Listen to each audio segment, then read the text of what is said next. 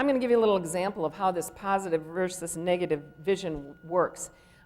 Just a couple of weeks ago, I was up in northern Wisconsin working with a group of principals, central office people from a school district, and we were talking about this notion of compliance versus commitment. And one of the principals who had just recently arrived at that school described a new team that was put together at the high school. They called themselves the tardy team. Guess what they were working on? Do you have a lot of tardies in your high schools? Okay, that's a problem. It's kind of a universal problem in high schools, middle schools. Kids coming to class on time, coming to school on time. Well, they had a huge problem with tardies. And so they put this team together and called themselves the tardy team. And they had a lot of data, a lot. They knew who was tardy, when they were tardy, what classes they were tardy for, when they came and went. And it was like they knew everything about the tardy situation in their school. They had rules. They had policies. They had consequences. And they were in the midst of discussing what more can we do to punish these children who are late that will really work.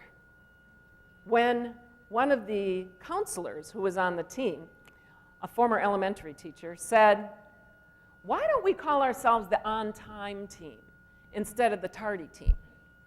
And let's talk about what can we do to incent our young people to come on time and then to celebrate that. Of course, you know how well that was accepted. Actually, it was embraced. They said, you know what? That's a totally different conversation. Let's talk about it. And what they came up with was that they would work actually with the kids to define what would be the incentives that all students, not just those who are chronically tardy, but all students could want to do and could support with the rest of the students so that we can take care of this issue. Well, I was there right after the first semester, and what happened was they went from over 1,000 tardies to less than 400 in the first semester, implementing this little pilot program. And what they did was, on January 25th, they had an all-school dance party in the middle of the day. The kids picked the music. They blasted it out on the PA system. Everybody came out of their classrooms at the same time and danced for 15 minutes in the halls. Doesn't that sound like fun? Unless you're the parent walking through at the time that the doors come open. A little scary. But that's what the kids were working for. 15 minutes. Oh, and some popcorn and cookies.